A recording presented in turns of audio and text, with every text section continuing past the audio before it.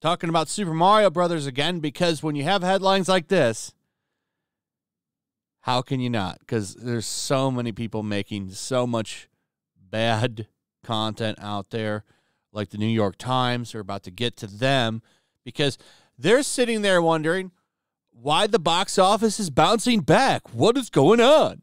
Super Mario Brothers movie brings family box office roaring back.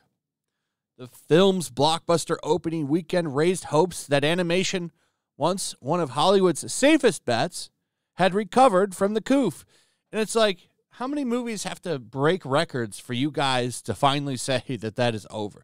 See, they use this narrative when a movie that they all get behind and say is going to do good fails. Well, it's because people just aren't ready to get back into the theaters. Maybe people just don't want to go see bullshit. Maybe that's what it is. Now, here's what's really funny about this article. It's a Disney deriding article because, of course, it is, because prostitutes, one of the funniest things I've heard that accurately describes a lot of these journalists, prostitutes, is they ride Disney's D.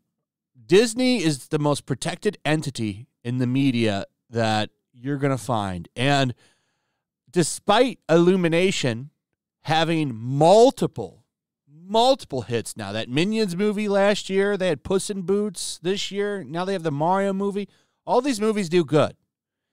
Why is that?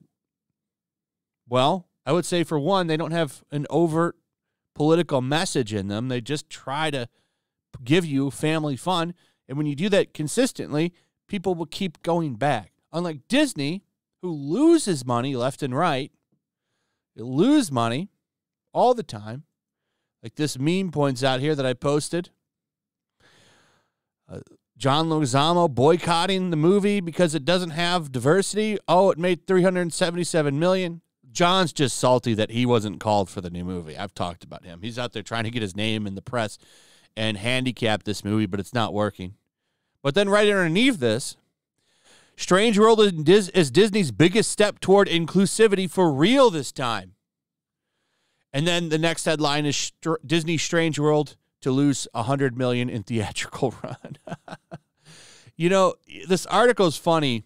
Listen to this. This is why I wanted to go over this for this video right here.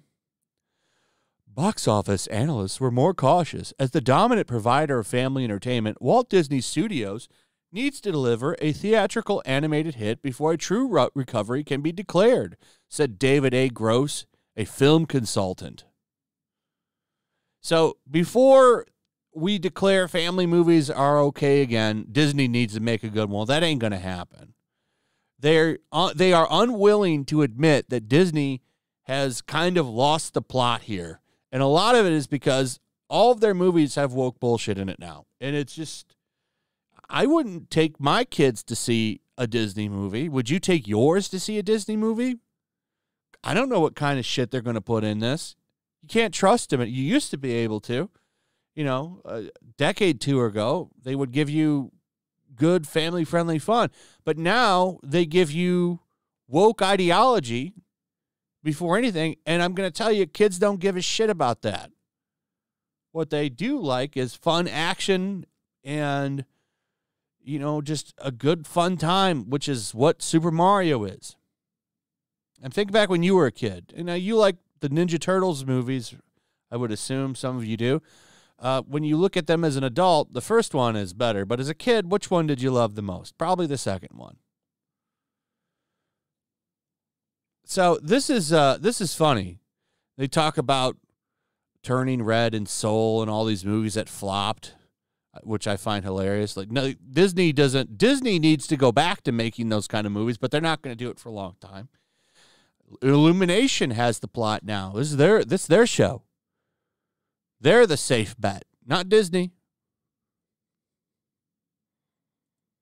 You got stuff like this. See, quickly, CBR.com runs right in to defend it. You can always count on CBR.com to work Disney's zipper, pull it out, and try to make them feel as good as possible. CBR.com, the shillest of shills, the biggest shill website out there, I think, at the moment. Definitely a top contender for biggest media shill. The Super Mario Brothers movie leans into a recent Disney trend but fails. The Super Mario Brothers movie tries to explore deep emotional themes in terms of family, but unlike Disney, it ends up falling short of the mark. No, it didn't. But that's okay. They wanna sit there and try to prop up Disney. You know why articles like this exist, right? And why this New York Times article is like, we need Disney back. It's because they all shill out for Disney and are in Disney's pocket. That's why. That's why you see these kind of articles, because they're trying to run damage control for the company. And then you've got the Chris Pratt haters. This is from Master of the TDS. With the success of the Super Mario Brothers movie, of course, some people who hate Chris Pratt will again try to spread false narratives about him being phobic. Hollywood has a vendetta against anyone who expresses certain religious beliefs. Shocker. So he's got this tweet of some Chris Pratt haters coping with the success of this movie.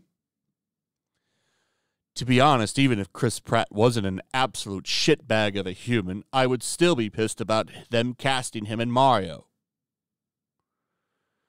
Here's a great example of how racist Chris Pratt is against Italians. And it's saying because he tried to model the Mario voice after Tony Soprano.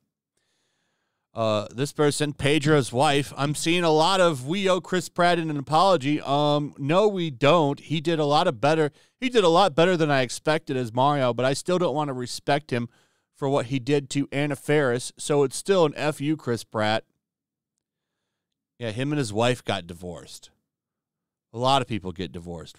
How is this disrespectful to her? Like, are you kidding me? Like, what does that have to do with anything? With Chris Pratt's track record, I'd think he'd call Luigi a phobic word. This person says, with the lack of representation and Chris Pratt just not being a good human being, I'm good. Jack Black makes me want to watch it so bad, though. Here's a furry. LRT, this is exactly why it rubs me weird to see people claim Chris Pratt redemption arc just because he recited a little bit of Mario trivia. That's the scene where he goes out. That's from the interview where he goes out and says, respect the fans. So, and there's more and more. Here's another page of this bullshit. Because these people hate Chris Pratt for no reason. He's never done anything to anybody. But they're always out there calling him this. A Super Mario Brothers movie, adding the movie too, by the way. When you have an extreme racist people promoting your movie, something's got to give. Chris Pratt, the pathetic actor, couldn't understand this money was being given to him. That's why it's all okay to be part of the racist trend that is being promoted by Republicans. This is a response to Charlie Kirk, who is saying that John Leguizamo is boycotting the movie because he didn't get a phone call from Disney. That's really what it is. Let's be honest. John Leguizamo is just salty that he was not asked to do a voice in this movie. Anyway, that's pretty much it. Let me know what you guys think. Also, if you would please like, subscribe, share the video. Make sure you're still subscribed. Hit that notification bell. Check out my Rumble and my Locals, and I'll see you on the next one. Peace. Make sure to check out my Locals. There's a link in the description. It's a fun community that I'm trying to build over here. If you don't want to support me on YouTube, you can come over here. None of that money goes to YouTube.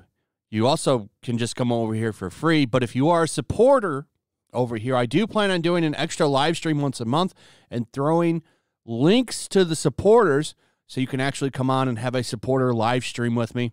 Also, it's a good place to catch all of my content. You don't have to worry about notifications like YouTube. They'll definitely work over here. So come check out my Locals.